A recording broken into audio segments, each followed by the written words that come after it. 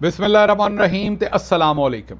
24 अगस्त पाकिस्तान ਦੇ ਵਿੱਚ ਇਤਵਾਰ ਦੀ ਸਵੇਰ ਤੇ ਅੱਜ ਦੇ ਪੰਜਾਬੀ ਵੀਲੌਗ 'ਚ ਚੜ੍ਹਦੇ ਤੇ ਲਹਿੰਦੇ ਪੰਜਾਬ ਦੇ ਸੱਜਣਾ ਤੇ ਮਿੱਤਰਾਂ, ਭੈਣਾਂ ਤੇ ਭਰਾਵਾਂ, ਮਾਵਾਂ ਤੇ ਬਜ਼ੁਰਗਾਂ ਨੂੰ ਜੀ ਆਇਆਂ। ਅੱਜ ਦੀ ਜਿਹੜੀ ਸਭ ਤੋਂ ਪਹਿਲੀ ਖਬਰ ਤੁਹਾਡੇ ਨਾਲ ਸਾਂਝੀ ਕਰਨੀ ਹੈ ਉਹ ਹੈ ਖਤਰੇ ਤੇ ਬਾਜੀ ਮਰੀਮ ਦਾ ਐਲਾਨ। ਇੱਕ ਵੀਡੀਓ ਸਾਹਮਣੇ ਆਈ ਹੈ, ਹੁਣ ਪਤਾ ਨਹੀਂ ਉਹ ਕਿੰਨੀ ਕੁ ਸੱਚੀ ਹੈ ਕਿੰਨੀ ਕੁ ਝੂਠੀ ਹੈ, ਤੁਹਾਡੇ ਸਾਹਮਣੇ ਰੱਖ ਦਿਆਂਗੇ, ਫੈਸਲਾ ਤੁਸੀਂ ਕਰ ਲੈਣਾ। ਉਹਦੇ 'ਚ ਇਹ ਹੈ ਵੀ ਹੁਣ ਬੱਚਿਆਂ ਦੇ ਜ਼ਬਰਦਸਤੀ ਖਤਨੇ ਕਰਾਉਣ ਦਾ ਵੀ ਫੈਸਲਾ ਕੀਤਾ ਗਿਆ ਹੈ ਤੇ ਜੇ 15 ਦਿਨਾਂ ਦੇ ਵਿੱਚ ਬੱਚਿਆਂ ਦੇ ਖਤਨੇ ਨਾ ਕਰਵਾਏ ਗਏ ਉਹਨਾਂ ਦੇ ਪੈਦਾ ਹੋਣ ਤੋਂ ਤੇ ਫਿਰ ਕਾਰਵਾਈ ਕੀਤੀ ਜਾਏਗੀ।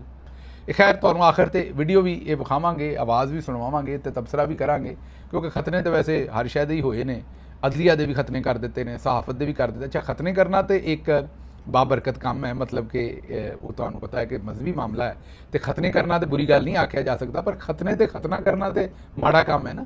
ਖਤਨੇ ਤਾਂ ਜ਼ਾਹਿਰ ਹੈ ਇਹ ਜਿਹੜਾ ਕੌਨਸਟੀਟਿਊਸ਼ਨ ਹੈ ਇੱਕ ਕਿਸਮ ਦਾ ਉਹ ਖਤਨਾ ਹੀ ਹੈ ਨਾ, ਕਿ ਸਾਰਿਆਂ ਨੂੰ ਆਪਣੀ ਆਪਣੀ ਹੱਦ ਦੇ ਵਿੱਚ ਰਹਿ ਕੇ ਕੰਮ ਕਰਨਾ ਹੈ। ਤੇ ਅਦਲੀਆ ਦੇ ਵੀ ਖਤਨੇ ਹੋਏ ਸਨ, ਸਹਾਫਤ ਦੇ ਵੀ ਹੋਏ ਸਨ, ਸਾਰਿਆਂ ਦੇ, ਪਰ ਇਹ ਖਤਨੇ ਤੇ ਖਤਨੇ ਜਿਹੜੇ ਕਰੀ ਜਾ ਰਹੇ ਨੇ, ਮੀਨ ਜਿਹੜਾ ਡਿਕਟੇਟਰ ਆਉਂਦਾ ਹੈ ਉਹ ਫੜ ਕੇ ਜਨਾਬ ਕੈਂਚੀ ਜਾਂ ਜਿਹੜੀ ਸ਼ਹਿਰ ਨਾਲ ਵੀ ਉਸ ਤਰ੍ਹਾਂ ਜਿਹਦੇ ਨਾਲ ਵੀ ਉਹ ਕਰਦੇ ਨੇ ਨਵੇਂ ਖਤਨੇ ਕਰ ਦਿੰਦੇ ਨੇ। ਹੁਣ ਇੰਨੇ ਕੁ ਖਤਨੇ ਕਰ ਚੁੱਕੇ ਨੇ ਵੀ ਨਾ ਵਿਚਾਰੀ ਪਿੱਛੇ ਉੱਥੇ ਅਦਲੀਆ ਰਹਿ ਗਈ, ਨਾ ਸਹਾਫਤ ਰਹਿ ਗਈ ਹੈ, ਹੁਣ ਬਸ ਜਵੇਦ ਚੌਧਰੀ ਸਾਹਿਬ ਵਰਗੀ ਸਹਾਫਤ ਰਹਿ ਗਈ ਹੈ, ਉਹੀ ਕੰਮ ਚੱਲ ਰਿਹਾ ਹੈ। ਤੇ ਮੈਨੂੰ ਲੱਗਦਾ ਵੀ ਕਿਸ ਦਿਨ ਜਵੇਦ ਚੌਧਰੀ ਸਾਹਿਬ ਵੀ ਉਹਨਾਂ ਕੁਤਰ ਦੇਣੇ ਨੇ ਇਸੇ ਤਰੀਕੇ ਨਾਲ ਹੀ।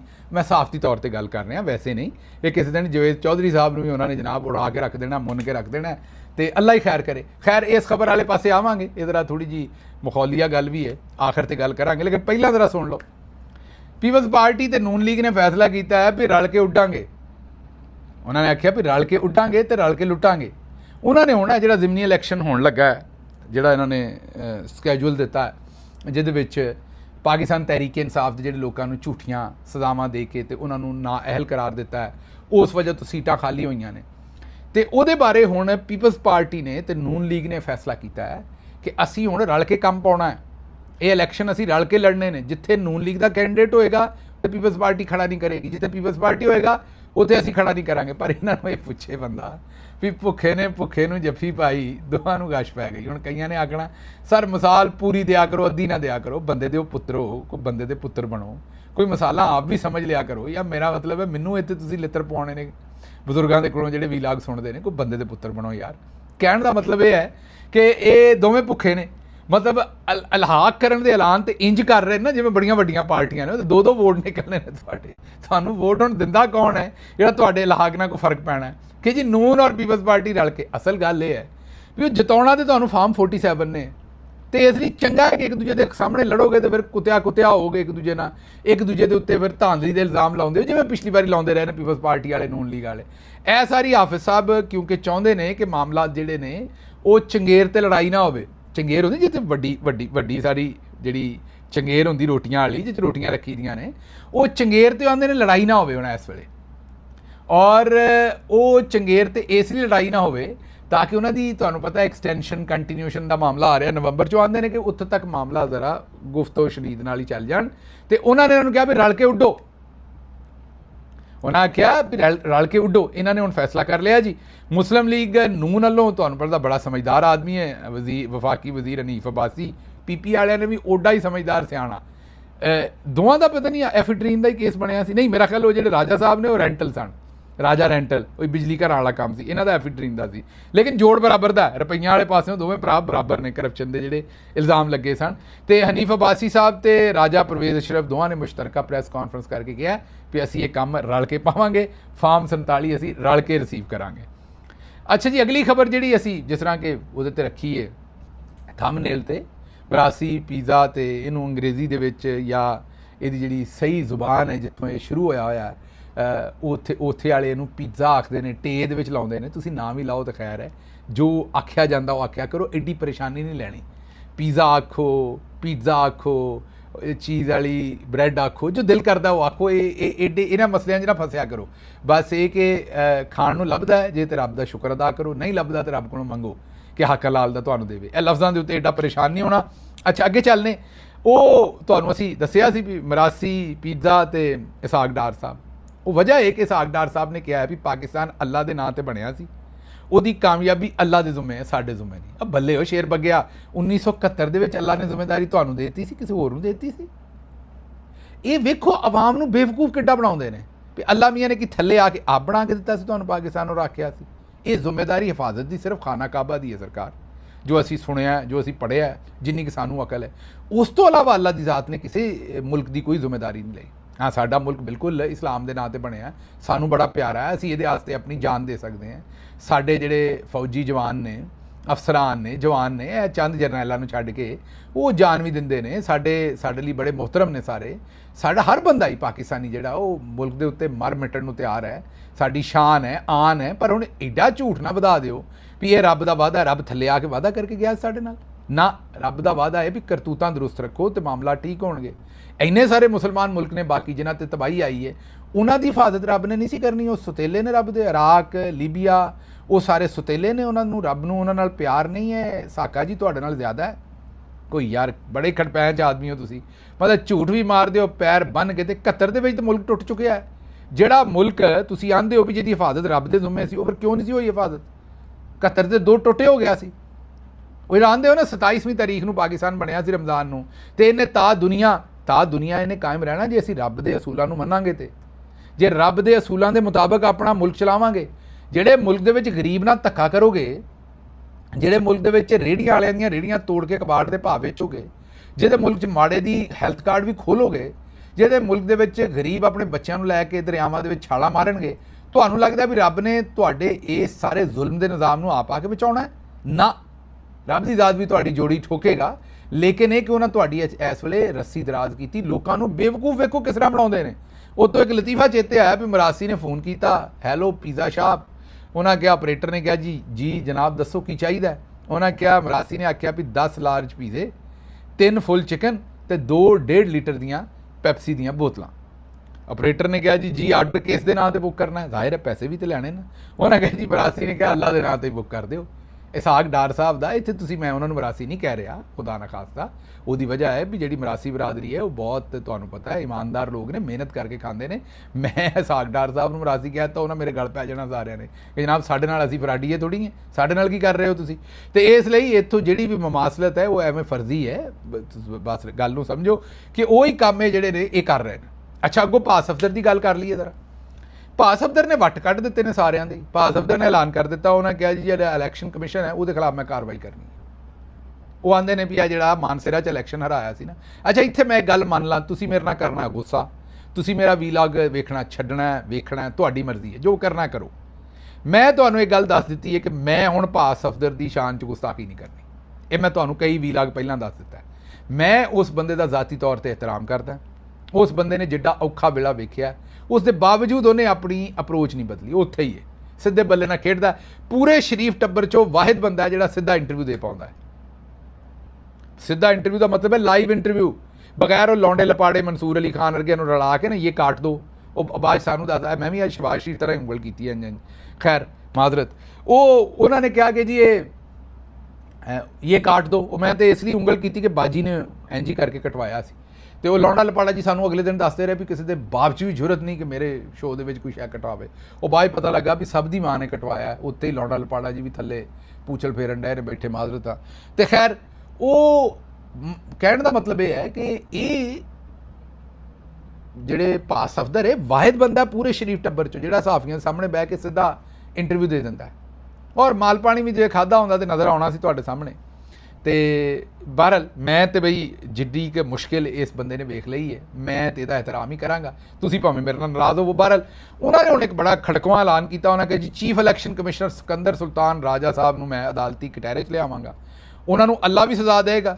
ਤੇ ਮੇਰੀ ਇਹ ਗੱਲ ਉਹਨਾਂ ਆਖਿਆ ਵੀ ਇਹ TV ਤੇ ਚਲਾ ਦਿਓ। ਜਿਓ ਕੈਪਟਨ ਸਾਹਿਬ ਛਾ ਗਏ। ਇਹ ਜਿਹੜਾ ਆਖਰੀ ਜੁਮਲਾ ਕੈਪਟਨ ਸਾਹਿਬ ਨੇ ਕੀਤਾ ਹੈ ਨਾ ਡਿਲੀਵਰ, ਇਹ ਉਹ ਸਭ ਦੀ ਮਾਂ ਵਾਲੀ ਗੱਲ। ਉਹਨੇ ਵੀ ਆਖਿਆ ਸੀ ਨਾ ਚਾਚੇ ਨੇ ਵੀ ਚਲਾ ਦੇ ਬਈ ਚਲਾ ਦੇ। ਉਹਦੇ ਜਿਹੜਾ ਲਫ਼ਜ਼ ਸੀ ਉਹ ਮਾਯੂਬ ਸੀ। ਮੈਂ ਤੇ ਉਸ ਲਫ਼ਜ਼ ਨੂੰ ਸਪੋਰਟ ਨਹੀਂ ਕਰ ਸਕਦਾ, ਮੇਰੀ ਤੇ ਭੈਣ ਹੈ ਮਰੀਮ। ਲੇਕਿਨ ਬਾਕੀ ਸਿਆਸੀ ਗੱਲਾਂ ਤੇ ਸਾਰੀਆਂ ਠੀਕ ਕੀਤੀਆਂ ਸਨ ਚਾਚੇ ਸਾਜਿਦ ਨਵਾਜ਼ ਨੇ। ਔਰ ਉਹਨੇ ਵੀ ਆਖਿਆ ਸੀ ਵੀ ਚਲਾ ਦਿਓ, ਚਾੜ ਦੇ ਹੁਣ ਇੰਟਰਨੈਟ ਤੇ। ਇੱਧਰ ਭਾਸ ਅਫਸਰ ਨੇ ਕਿਹਾ ਵੀ ਚਲਾ ਦਿਓ। ਦੋਵਾਂ ਦਾ ਨਿਸ਼ਾਨਾ ਇੱਕੋ ਥਾਂ ਤੇ ਹੀ ਹੈ। ਅੱਗੋਂ ਤੁਸੀਂ ਸਾਰੇ ਆਪ ਸਿਆਣੇ ਹੋ, ਗੱਲਾਂ ਆਪ ਸਮਝੋ ਤੁਸੀਂ, ਮੈਂ ਇਹਦੇ ਤੇ ਗੱਲ ਕੀ ਕਰਨੀ ਹੈ। ਅੱਛਾ ਜੀ, ਭਾ ਜੇਦਾ ਜੀ ਨੇ ਨਵਾਂ ਹੀ ਕਾਰਵਾਈ ਕਰ ਦਿੱਤੀ ਹੈ। ਅੱਛਾ, ਜੇਦਾ ਜੀ ਜਿਹੜੇ ਨੇ, ਵੈਸੇ ਜੇਦਾ ਜੀ ਦੇ ਵੀ ਸਾਫਤੀ ਖਤਨੇ ਹੋਣ ਵਾਲੇ ਨੇ। ਉਹਦੀ ਵਜ੍ਹਾ ਹੈ ਕਿ ਇਹ ਵੀ ਬਸ ਕੋਈ ਵੀ ਗੱਲ ਕਰ ਦਿੰਦੇ ਨੇ, ਕੋਈ ਵੀ ਖੱਚ ਮਾਰ ਦਿੰਦੇ ਨੇ, ਕੋਈ ਵੀ ਗੱਲ ਕਰ ਦਿੰਦੇ ਨੇ। ਹੁਣ ਪਤਾ ਨਹੀਂ ਇਹ ਹੁਣ ਇਹਨਾਂ ਨੇ ਗੱਲ ਕੀਤੀ ਹੈ ਜਾਂ ਇਹ ਇਹਨਾਂ ਦੇ ਗਲ ਪਾਤੀ ਹੈ, ਲੇਕਿਨ ਇਹ ਇਹੋ ਜਿਹੀਆਂ ਗੱਲਾਂ ਰੋਜ਼ ਕਰਦੇ ਨੇ, ਇਸ ਲਈ ਲੋਕੀ ਹੁਣ ਇਹਨਾਂ ਦੇ ਨਾਂ ਦੇ ਨਾਲ ਮਨਸੂਬ ਬਿਆਨ ਚਲਾਉਂਦੇ ਨੇ। ਉਹਨਾਂ ਨੇ ਕਿਹਾ ਕਿ ਬਿਲਾਲ AI ਇੱਕ ਮੁੰਡਾ ਬੜਾ ਹੀ ਮਖੌਲੀਆ ਹੈ ਤੇ ਬੜੇ ਉਲਟੇ ਸਿੱਧੇ ਔਂਤਰੇ ਕਿਸਮ ਦੇ AI ਦੇ ਜਿਹੜੇ ਨੇ ਨਾ, ਔਂਤਰੇ ਕਿਸਮ ਦੇ ਉਹ ਤਸਵੀਰਾਂ ਵੀਡੀਓਜ਼ ਬਣਾ ਕੇ ਫੀਲਡ ਮਾਰਸ਼ਲ ਦੀਆਂ ਦੂਜਿਆਂ ਦੀਆਂ, ਉਹਦੇ 'ਚ ਤਹਿਕੀਰ ਵੀ ਹੁੰਦੀ ਹੈ, ਉਹਦੇ 'ਚ ਅਟੈਕ ਵੀ ਹੁੰਦਾ, ਹਰ ਚੀਜ਼ ਹੁੰਦੀ ਹੈ, ਉਹ ਚਲਾਉਂਦਾ ਰਹਿੰਦਾ ਮੁੰਡਾ। ਫਿਰ ਇੱਕ ਨੈਮੇਸਿਸ ਦੇ ਨਾਂ ਤੋਂ ਅਕਾਊਂਟ ਹੈ, ਇੱਕ ਇਨਕੇਡੂ ਦੇ ਨਾਂ ਤੋਂ ਅਕਾਊਂਟ ਹੈ, ਇੱਕ ਪਾਕਿਸਤਾਨ ਵਾਲੀ ਦੇ ਨਾਂ ਤੋਂ ਅਕਾਊਂਟ ਹੈ। ਬੜੇ ਅਥਰੇ ਨੇ ਸਾਰੇ ਬਈ ਇਹਨਾਂ ਨੇ। ਇੱਕ ਬੂਟਾ ਹੈ, ਉਹ ਬੂਟਾ ਵੀ ਲੀਹਾਂ ਹੀ ਭੰਦਾ, ਇਹਨਾਂ ਨੇ ਤਬਾਹੀ ਮਚਾਈ ਪਈ ਹੈ। ਜਿਹੜਾ ਕੰਮ ਸਾਡੇ ਕੋਲ ਨਹੀਂ ਹੁੰਦਾ ਉਹ ਇਹ ਕਰੀ ਜਾਂਦੇ ਨੇ। ਕਦੇ ਇਲਜ਼ਾਮ ਲਾਉਂਦੇ ਨੇ ਵੀ ਇਹ ਅਕਾਊਂਟ ਜਿਹੜਾ ਹੈ ਨਾ ਜੀ ਇਹ ਆਦਿਲ ਰਾਜਾ UK 'ਚ ਬੈਠਾ ਚਲਾ ਰਿਹਾ, ਕਦੀ ਆਉਂਦੇ ਨੇ ਨਹੀਂ ਇਹ ਅਕਾਊਂਟ ਜਬਰਾਨ ਅਲਿਆਸ ਚਲਾ ਰਿਹਾ, ਕਦੀ ਆਉਂਦੇ ਨੇ ਸ਼ਹਬਾਜ਼ ਗਿੱਲ ਚਲਾ ਰਿਹਾ, ਕਦੀ ਆਉਂਦੇ ਨੇ ਹੁਣ ਜੇਦਾ ਜੀ ਨੇ ਨਵਾਂ ਕੱਟਾ ਖੋਲ੍ਹ ਦਿੱਤਾ। ਉਹਨਾਂ ਕਿਹਾ ਇਹ ਜਿਹੜੇ ਅਕਾਊਂਟ ਨੇ ਨਾ ਇਹ ਅਲੀਮਾ ਖਾਨ ਦੇ ਦੋਵੇਂ ਪੁੱਤਰ ਜਿਹੜੇ ਨੇ ਇਹ ਚਲਾ ਰਹੇ ਸਨ ਤੇ ਸਾਈਬਰ ਕ੍ਰਾਈਮ ਨੂੰ ਟਿਪ ਮਿਲ ਗਈ ਹੈ ਤੇ ਘਰੋਂ ਬਹਿ ਕੇ ਕੰਮ ਕਰਦੇ ਸਨ। ਬੱਲੇ ਜੇਦਾ ਜੀ, ਮੈਨੂੰ ਲੱਗਦਾ ਕਿ ਆਪਣੀਆਂ ਦਵਾਈਆਂ ਜੇਦਾ ਜੀ ਆਪ ਖਾ ਬੈਂਦੇ ਨੇ ਤੇ ਸਿਰ ਨੂੰ ਚੜ੍ਹ ਜਾਂਦੀਆਂ ਨੇ ਉਸ ਤੋਂ ਬਾਅਦ। ਔਰ ਤੁਹਾਨੂੰ ਪਤਾ ਜੇਦਾ ਜੀ ਦਾ ਜ਼ਿਆਦਾ ਨਿਜ਼ਾਮ ਦਾ ਵੀ ਬੜਾ ਰੌਲਾ ਹੈ, ਉਹ ਵੀ ਫਿਰ ਗੈਸ ਗੂਸ ਚੜ੍ਹਦੀ ਹੈ, ਮੇਰਾ ਖਿਆਲ ਗੁਬਾਰ ਚੜ੍ਹਦਾ ਉਹ। ਅਗਰ ਤੇ ਹੁਣ ਦੇਖੋ ਨਾ ਕਿਤੇ ਕੋਈ ਹਵਾ ਠੰਡੀ ਚੱਲਣ ਡਈ ਹੋਵੇ ਬਾਹਰ ਤੇ ਉਹ ਬੰਦੇ ਨੂੰ ਵੱਜੇ ਆ ਕੇ ਹਵਾ, ਤੇ ਉਹਦੇ ਨਾਲ ਜ਼ਾਹਿਰ ਹੈ ਬੰਦੇ ਨੇ ਚੰਗੀਆਂ ਗੱਲਾਂ ਕਰਨੀਆਂ। ਅਗਰ ਗੰਦੀ ਹਵਾ ਵੱਜੇਗੀ ਆ ਕੇ ਤੇ ਫਿਰ ਬੌਂਤਰ ਜਾਂਦਾ ਬੰਦਾ, ਇਹੋ ਜਿਹੀਆਂ ਗੱਲਾਂ ਕਰਦਾ। ਜੇਦਾ ਜੀ ਫਿਰ ਇਹੋ ਜਿਹੀਆਂ ਗੱਲਾਂ ਕਰ ਰਹੇ ਨੇ, ਹੋਰ ਅਸੀਂ ਕੀ ਕਹਿਣਾ ਹੈ। ਅੱਛਾ, ਭਾਸ ਸਫਦਰ ਦੀ ਗੱਲ ਵੀ ਤੁਹਾਨੂੰ ਦੱਸ ਛੱਡੀ ਅਸੀਂ, ਤੇ ਅਸੀਂ ਤੁਹਾਨੂੰ ਬਾਕੀ ਗੱਲਾਂ ਵੀ ਦੱਸੀਆਂ। ਇਧਰ ਅਗਲੀਆਂ ਬਾਜੀ ਮਰੀਮ ਦੀ ਕਾਰਵਾਈ ਸੁਣ ਲਓ।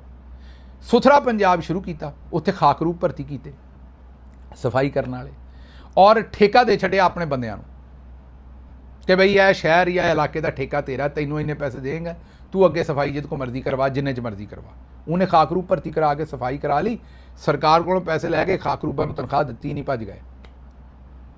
ਇਹ ਜ਼ਰਾ ਗੌਰ ਕਰੋ, ਸਭ ਦੀ ਮਾਂ ਦੇ ਕਾਰਨਾਮੇ ਵੀ ਇਹ ਖਾਕਰੂਪ ਨੂੰ ਵੀ ਨਹੀਂ ਛੱਡਣ ਡਈ। ਇਹਦੀ ਹਕੂਮਤ ਜਿਹੜੀ ਹੈ ਉਹ ਖਾਕਰੂਪਾਂ ਨੂੰ ਵੀ ਚੋਰੀ ਕਰਕੇ ਲੈ ਗਈ, ਮਤਲਬ ਉਹਨਾਂ ਦੇ ਪੈਸੇ ਵੀ ਨਹੀਂ ਦੇ ਰਹੇ। ਉਹ ਵਿਚਾਰੇ ਬੈਠੇ ਜਿਹੜੇ ਨੇ ਇਸ ਵੇਲੇ ਡੀਕਣ ਡਏ ਨੇ ਵੀ ਸਾਨੂੰ ਸਾਡੀ ਕੋਈ ਤਨਖਾਹ ਦੇਵੇ। ਅਗਲੀ ਲੈ ਲਓ ਖਬਰ, ਡਿਪਟੀ ਅਟਾਰਨੀ ਜਨਰਲ ਦੀ ਅਹਿਲੀਆ ਦਾ ਮੋਟਰਸਾਈਕਲ ਸਵਾਰ ਖਾਤੂਨ ਦੇ ਉੱਤੇ ਤਸ਼ੱਦਦ, ਵੀਡੀਓ ਵਾਇਰਲ। ਵਜ਼ੀਰ ਆਜ਼ਮ ਨੇ ਜਨਾਬ ਕਈ ਦਿਨਾਂ ਤੋਂ ਬਾਅਦ ਐਕਸ਼ਨ ਲਿਆ ਹੁਣ ਆਪਣੀ ਸਹੂਲਤ ਦਿਖਾਉਣ ਲਈ, ਲੇਕਿਨ ਵੀਡੀਓ ਵਾਇਰਲ ਹੋਈ ਨੂੰ ਅੱਜ ਮੇਰੇ ਖਿਆਲ 8 ਦਿਨ ਹੋ ਗਏ ਨੇ। ਵਜ਼ੀਰ ਆਜ਼ਮ ਵਿਚਾਰਾ ਐਡਾ ਫਾਰਮ 47 ਵਾਲਾ ਐਡਾ ਸਲੋ ਕਿਉਂ ਹੈ? ਸਟੰਟਡ ਗਰੋਥ ਹੈ, ਕੀ ਗੱਲ ਹੈ, ਮਾਮਲਾ ਕੀ ਹੈ?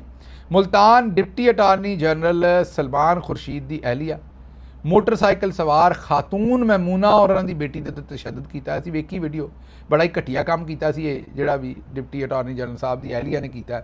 ਬਹਰਹਾਲ ਇਹਨਾਂ ਨੇ ਉਹਨਾਂ ਨੂੰ ਕੁੱਟਿਆ ਮਾਰਿਆ ਆਪਣੀ ਬੇਟੀ ਔਰ ਦਮਾਦ ਨਾਲ ਰਲ ਕੇ, ਕਿਉਂਕਿ ਉਹਨਾਂ ਦੀ ਮੋਟਰਸਾਈਕਲ ਇਹਨਾਂ ਦੀ ਗੱਡੀ ਨਾਲ ਵੱਜ ਗਈ ਸੀ।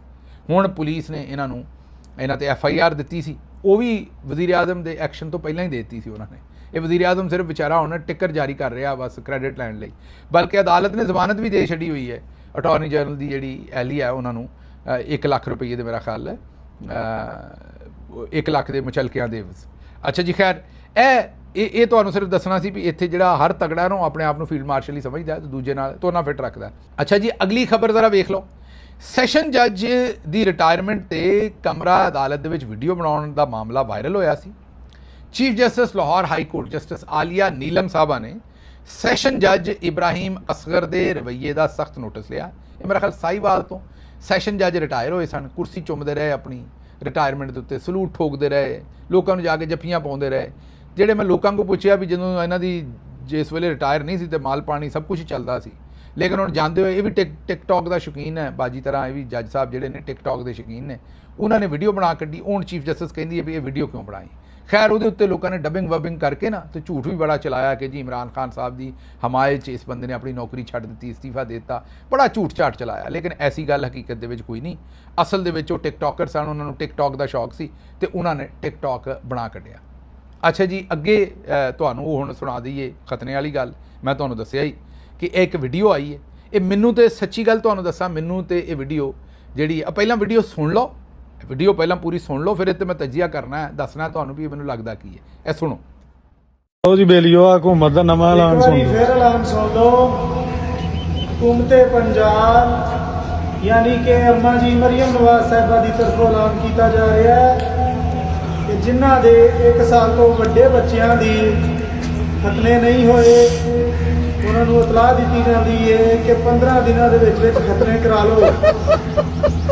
ਪਿੱਛੋਂ ਟੀਮ ਆਏ ਦੀ ਬਕਾਇਦਾ ਘਰ ਘਰ ਜਾ ਕੇ ਹਰ ਬੱਚੇ ਦੀ ਬੰਦੂਕ ਚੈੱਕ ਕਰੇ ਦੀ ਜਿਨ੍ਹਾਂ ਦੇ 1 ਸਾਲ ਤੋਂ ਵੱਡੇ ਬੱਚੇ ਦੇ ਖਤਨੇ ਨਾ ਹੋਏ ਉਹਨਾਂ ਦੇ ਖਿਲਾਫ ਕਾਰਵਾਈ ਕੀਤੀ ਜਾਏਗੀ। ਸੁਣ ਲਈ ਜੇ। ਅੱਛਾ, ਮੈਂ ਆਪਣਾ ਐਨਾਲਿਸਿਸ ਪਹਿਲਾਂ ਤੇ 2 ਟੋਕ ਦੇ ਦਿਆਂ ਵੀ ਮੈਨੂੰ ਤੇ ਵੀਡੀਓ ਜਾਲੀ ਲੱਗਦੀ ਹੈ। ਤੁਸੀਂ ਫਿਰ ਆਖੋਗੇ ਗਿੱਲ ਸਾਹਿਬ ਸੁਣਾਈ ਕਿਉਂ ਹੈ ਅਗਰ ਜਾਲੀ ਲੱਗਦੀ ਹੈ ਤੁਹਾਨੂੰ? ਤੇ ਇਸ ਤੋਂ ਕਿ ਪੱਕਾ ਪਤਾ ਤਾਂ ਮੈਨੂੰ ਕੋਈ ਨਹੀਂ ਵੀ ਇਹ ਜਾਲੀ ਹੈ, ਲੇਕਿਨ ਜੋ ਇਹਦਾ ਕੰਟੈਂਟ ਹੈ, ਜਿਹੋ ਜੀ ਇਹਦੀ ਡਿਵੈਲਪਮੈਂਟ ਹੈ, ਸਾਰੀ ਇਹਦੀ ਪ੍ਰੋਡਕਸ਼ਨ ਹੈ, ਉਹ ਮੈਨੂੰ ਲੱਗਦਾ ਵੀ ਜਾਲੀ ਹੈ। ਲੇਕਿਨ ਸੁਣਾਈ ਤੁਹਾਨੂੰ ਇਸ ਲਈ ਹੈ ਕਿ ਜਿਹੜੀ ਗੱਲ ਉਹ ਕਰਨ ਡਿਆ ਉਹ ਠੀਕ ਕਰਨ ਡਿਆ ਹੈ, ਭਾਵੇਂ ਜਾਲੀ ਪਰ ਗੱਲ ਠੀਕ ਕਰਨ ਡਿਆ। ਅੱਛਾ, ਉਹ ਕਹੋਗੇ ਉਹ ਕਿਸ ਤਰ੍ਹਾਂ? ਉਹ ਇਸ ਤਰ੍ਹਾਂ ਜਨਾਬ, ਮੈਂ ਤੁਹਾਨੂੰ ਪਹਿਲਾਂ ਵੀ ਕਿਹਾ ਵੀ ਕੌਨਸਟੀਟਿਊਸ਼ਨ ਜਿਹੜਾ ਹੈ ਨਾ, ਉਹ ਇੱਕ ਕਿਸਮ ਦਾ ਉਹਨੇ ਸਾਰਿਆਂ ਦੀ ਹਦੂਦ ਕਯੂਦ ਮੁਕਰਰ ਕੀਤੀਆਂ, ਇੱਕ ਕਿਸਮ ਦੇ ਸਾਰਿਆਂ ਦੇ ਖਤਨੇ ਕੀਤੇ ਨੇ। ਅਦਲੀਆ ਇੱਥੋਂ ਬਾਹਰ ਨਹੀਂ ਜਾ ਸਕਦੀ, ਪੁਲਿਸ ਇੱਥੋਂ ਬਾਹਰ ਨਹੀਂ ਜਾ ਸਕਦੀ, ਫੌਜ ਇੱਧਰੋਂ ਬਾਹਰ ਨਹੀਂ ਜਾ ਸਕਦੀ। ਤੇ ਇਹ ਜਿਹੜਾ ਵੀ ਫੀਲਡ ਮਾਰਸ਼ਲ ਜਾਂ ਜਿਹੜਾ ਵੀ ਆਰਮੀ ਚੀਫ ਆਉਂਦਾ, ਉਹ ਖਤਨੇ ਤੇ ਖਤਰਾ ਕਰੀ ਆਉਂਦਾ। ਅਦਲੀਆ ਨੂੰ ਵੀ ਕੱਟੀ ਕੁੱਟੀ ਆਉਂਦੇ ਨੇ ਆਪਣੀ ਮਰਜ਼ੀ ਦਾ, ਸਹਾਫਤ ਨੂੰ ਵੀ, ਬਿਊਰੋਕ੍ਰੇਸੀ ਨੂੰ ਵੀ, ਸਿਆਸਤਦਾਨਾਂ ਨੂੰ ਵੀ, ਅਸੈਂਬਲੀ ਨੂੰ ਵੀ, ਕੋਈ ਸ਼ਾਇਦ ਛੱਡਦੇ ਨਹੀਂ। ਤੇ ਇਹ ਜੱਡੀ ਹੈ ਨਾ, ਜ਼ਬਰਦਸਤੀ ਕੀਤੀ ਹੈ ਵੀ ਖਤਨੇ ਤੇ ਖਤਰਾ ਕਰੀ ਜਾ ਰਹੇ ਨੇ, ਮਤਲਬ ਪੱਲੇ ਛੱਡ ਹੀ ਕੁਛ ਨਹੀਂ ਰਹੇ। ਤੇ ਇਹ ਆਉਣ ਵਾਲੇ ਟਾਈਮ 'ਚ ਇਹਦੇ 'ਚ ਕੋਈ ਸ਼ੱਕ ਨਹੀਂ ਹੈ, ਕਹਿ ਦੇਣ ਵੀ ਜਨਾਬ ਇਹ ਕੰਮ ਵੀ ਕਰਨਾ, ਲੋਕਾਂ ਨੂੰ ਆਰੇ ਲਾਉਣ ਵਾਸਤੇ ਬਾਜੀ ਕਰ ਸਕਦੀ ਇਹੋ ਜਿਹਾ ਐਲਾਨ। ਬਾਕੀ ਕੰਮ ਹੈ ਜਿਹੜਾ ਹੈਲਥ ਕਾਰਡ ਲਿਆ, ਜੋ ਕੁਝ ਗੁਰਬਤ ਦੇ ਨਾਲ ਲੋਕਾਂ ਦੇ ਨਾਲ ਜੋ ਕਰ ਛੱਡਿਆ, ਉਹ ਖਤਨੇ ਤੇ ਖਤਨਾ ਹੀ ਕਰੀ ਜਾ ਰਹੇ ਨੇ। ਤੇ ਇਹ ਗੱਲ ਜਿਹੜੀ ਇਹ ਚਲੋ ਇਹ ਐਗਜ਼ੈਕਟ ਗੱਲ ਤੇ ਝੂਠ ਹੋਏਗੀ ਜਾਂ ਗਲਤ ਹੋਏਗੀ ਜਾਂ ਕਿਸੇ ਨੇ ਮਾਹੌਲ ਬਣਾਇਆ, ਲੇਕਿਨ ਮਾਹੌਲ ਬਣਦਾ ਕਿਉਂ ਹੈ? ਕਿਸੇ ਬੰਦੇ ਦਾ ਵੀ ਮਾਹੌਲ ਬਣਦਾ ਕਿਉਂ ਹੈ? ਉਦੋਂ ਹੀ ਬਣਦਾ ਨੇ ਜਦੋਂ ਇਹੋ ਜਿਹੀਆਂ ਕਾਰਵਾਈਆਂ ਕਰ ਰਿਹਾ ਹੁੰਦਾ। ਤੇ ਇੱਥੋਂ ਤੁਸੀਂ ਆਪ ਹਿਸਾਬ ਲਾ ਲਓ ਵੀ ਦੁਨੀਆ ਹੁਣ ਇਹਨਾਂ ਦੇ ਬਾਰੇ ਕੀ ਸੋਚਦੀ ਹੈ, ਕੀ ਸਮਝਦੀ ਹੈ, ਇਹਨਾਂ ਕੋਲੋਂ ਕੀ ਕੁਝ ਐਕਸਪੈਕਟ ਕਰਦੀ ਹੈ। ਅਗਲੀਆਂ ਗੱਲਾਂ ਤੁਸੀਂ ਆਪ ਹੀ ਸਮਝ ਸਕਦੇ ਹੋ। ਲਓ ਜੀ, ਮੈਨੂੰ ਇੱਥੋਂ ਦਿਓ ਇਜਾਜ਼ਤ ਤੇ ਰੱਬ ਰੱਖ।